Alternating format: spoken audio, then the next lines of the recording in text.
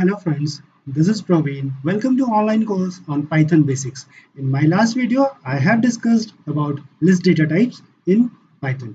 Today, I am going to discuss about tuple data type in Python. So, what is a tuple? A tuple, a tuple is a collection which is ordered and unchangeable. Ordered means elements are arranged in a proper sequence, and unchangeable means once tuple is created, it cannot be changed. So how we can create a tuple? So when we write, when we pass some elements within parentheses, a tuple gets automatically created. So if we assign a data uh, within parentheses like this Python comma ASP comma PHP to some variable, that variable a uh, becomes a tuple. A new tuple can also be created using tuple constructor. Just you have to pass number of elements within that tuple. You can pass single or more. It all depends on you, and it is heterogeneous as well. So it can accept different data type. Another thing is it allows duplicate members. That is, you can pass same element multiple times. So let us take it on our IDE. So we have been using this spider ID, and this is for list data type. So let us make a new file for tuple. Just save it here, tuple.py. So I'm giving this name. Save. Now first let us create a tuple. So I'm just creating a tuple of courses. So course tuple is equal to, we can create two ways. First is just put in within this parenthesis. So first element is Python, second element is PHP, and third element is ASP.NET. We can pass as many as we want. So ASP.NET, just select it and press Ctrl Enter, and it will get created. So now we have to check if this course tuple is belongs to a tuple class or not. So let us take it here. Just print type and then pass this variable course tuple. So it will show the class from which this variable belongs. So this belongs from tuple class. So this is a tuple. Course tuple is a tuple. Now another way is to create the tuple is by using tuple constructor. So let us uh, create a tuple using tuple constructor. So I'm making a new tuple is equal to tuple, and within this we need to pass within parenthesis number of elements. So I'm just passing some new courses, so ADT, and another course is WMC. So this is wireless mobile communication, and first is for advanced telecommunication. Now if you use this control and enter, control enter, so it will get created. And now if we again check this data type of this new underscore tuple, it will show the tuple class. It will also belong from the tuple class type, and then new underscore tuple, control enter. So this is also from tuple class. Now our tuple can accept duplicate members as well. So now if we want to create a tuple having duplicate members, then we cannot add a same item in the existing tuple as it is unchangeable, or so we have to create a new tuple. So I'm just making a new tuple and another tuple. So person underscore tuple is equal to, I'm just passing some name, Praveen. So age is 34. Then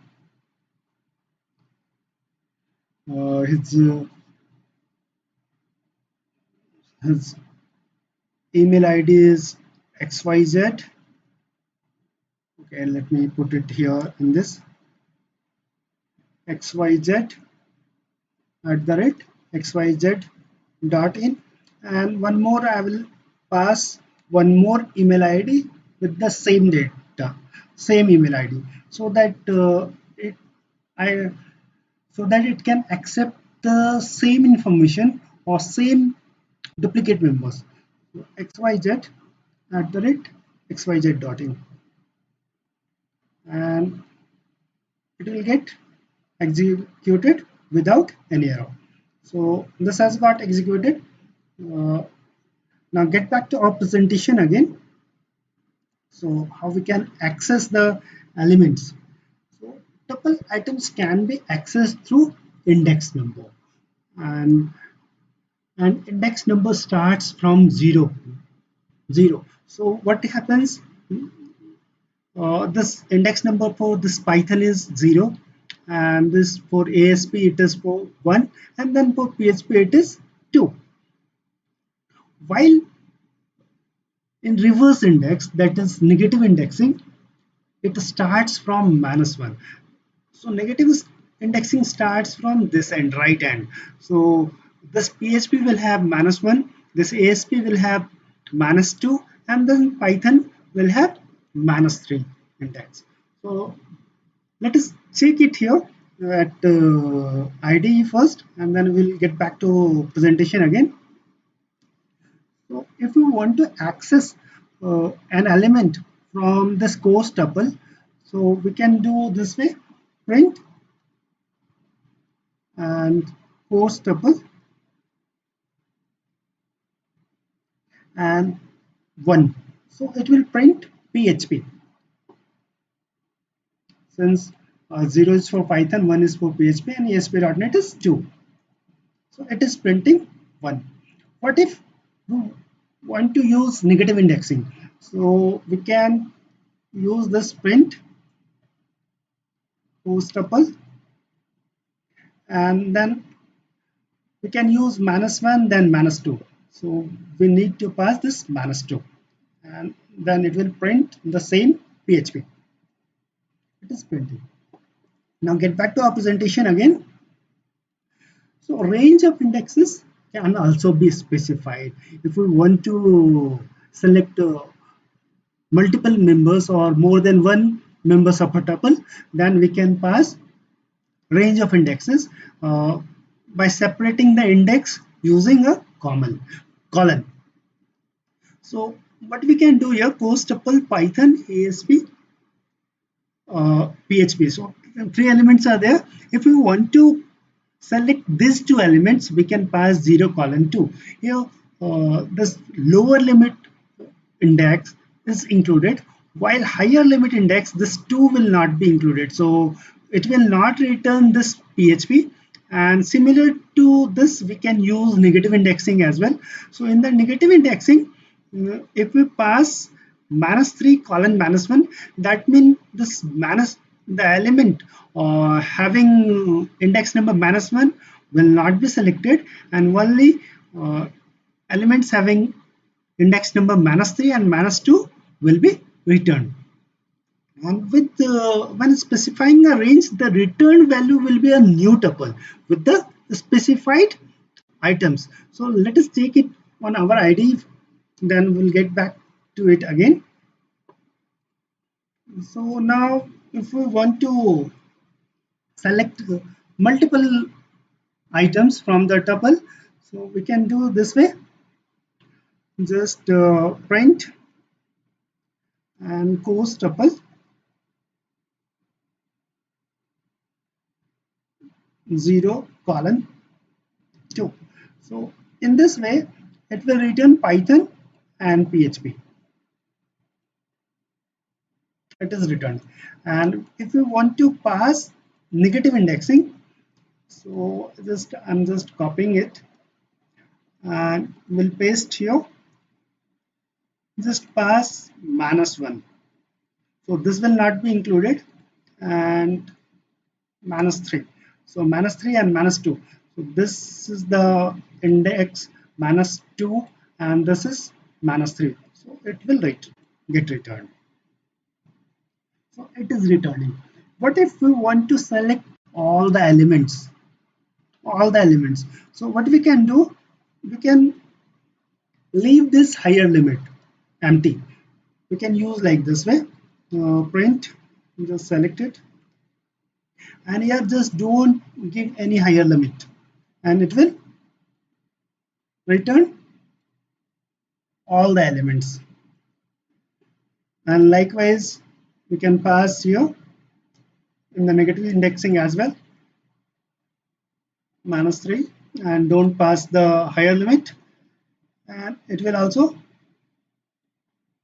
return same data.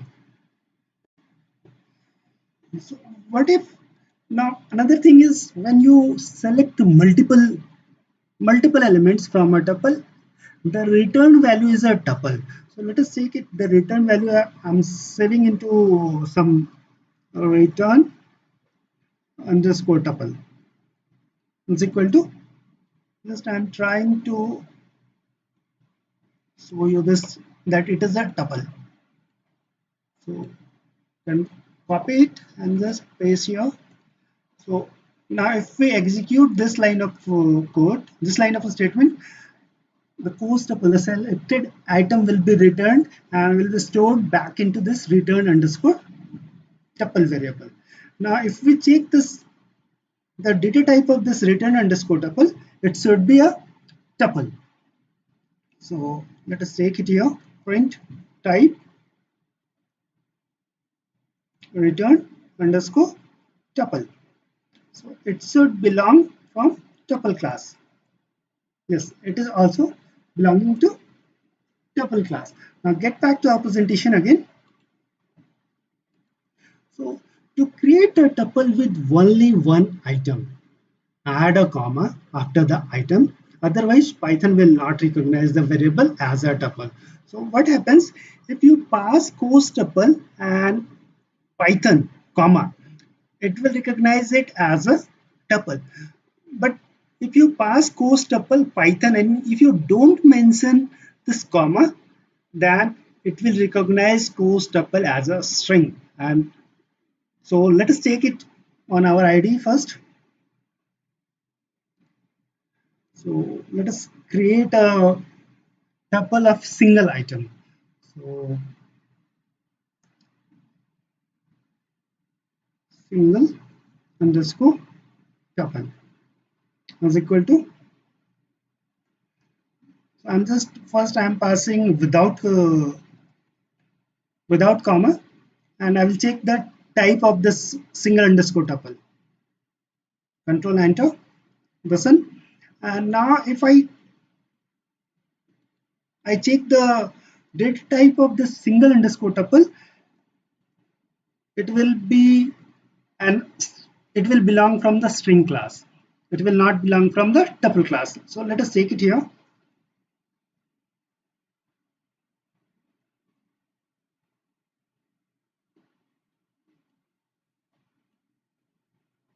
So it is belonging from string class str. Now what if we want to create the a tuple of single member? So we can do that. Simply add a comma here. The moment I add a comma, the single tuple will become a tuple. And if we check this, the class of the single underscore tuple, it will belong from the tuple class. This is from tuple class. So now get back to our presentation again. So for loop, for loop is used to look through the tuple items. Uh, So course tuple, if we have a list of courses and if you want to work on each and every member of the tuple, then we can use this for loop. So this for x in course tuple, and right now I'm not doing anything, just printing that course name. So course name, it will print all the course courses one by one. So let us take it in our IDE. So for course tuple in, rather better we need to check another variable for x in course tuple, print x, and this will print all the courses Python, PHP and ASP.NET. So it is printing Python, PHP and ASP.NET. Now there is another keyword, and that is in, and it is used to check if a specified item is present in a tuple or not. So the syntax is very simple. If name of the member or name of the element, just value of the element, and check using in keyword in that tuple, and if it is present, it will print yes. So let us check it here, and if it is not present, it will not do anything. So if so right now I will check this ASP in course tuple. Since it is not present, ASP.NET is present, so it will return false and it will not print this yes, or we can say ASP is present is course tuple. Let us take it here. So it is not printing. What if I change this ASP.NET, and here I'll change the statement as well. So it will return true, and now it will print ASP.NET is in course tuple. So ASP.NET is in course tuple. Now get back to our presentation again. So plus operator, it is used to join two tuples. So if there is two tuple, and if we want to join these two tuples, then we can use this plus operator. And if we use this plus operator, a new tuple will be created. So let us take it here. So we have two tuples here. One is course tuple, another is new tuple. So I will use this plus underscore operator underscore tuple is equal to this course tuple plus new tuple. So if we use this, if we execute this line, this plus operator underscore tuple will be a totally new tuple. So let us take it here, and it will contain all this, all the element belonging from course tuple as well as new tuple plus underscore operator underscore tuple.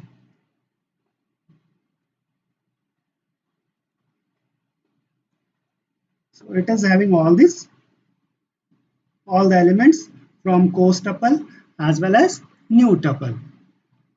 Now the functions, what are the function it is supporting the tuple? Since it is changeable, so it is expected that it will support very few functions, as list was putting many of the functions like append, extend, copy, pop, remove, clear.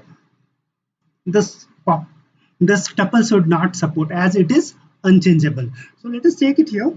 I'm just working on this new underscore tuple, new underscore tuple dot. And the moment you type this dot, it is hinting only two functions, count and index. So what count will do? Count will return the number of times a specified value occurs in a tuple. And what index will do? Index will search the tuple for a specified value and returns the position of where it was found. And it will return the first occurrence, position of first occurrence of the element. So let us take it here. New underscore tuple count. So this will, if we try to count ADT or something, ADT, so it should return 1. So it is returning 1. If we do it here on person tuple, person underscore tuple, so dot count. So here we will pass this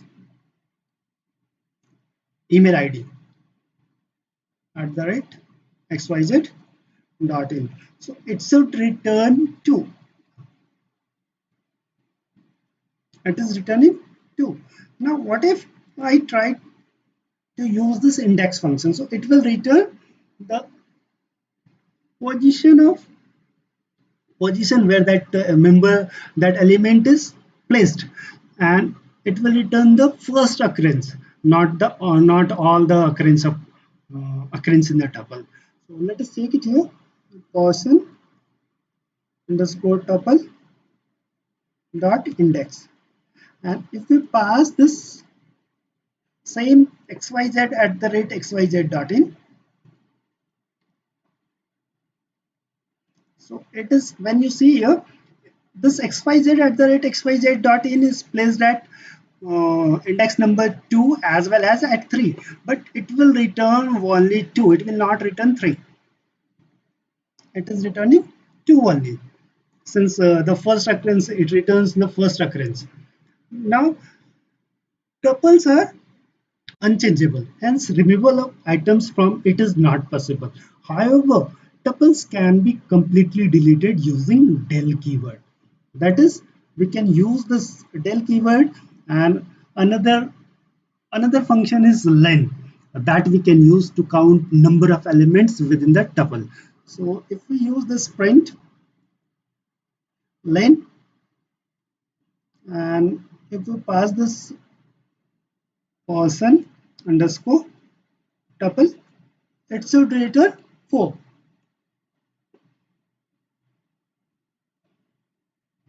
So it is returning 4.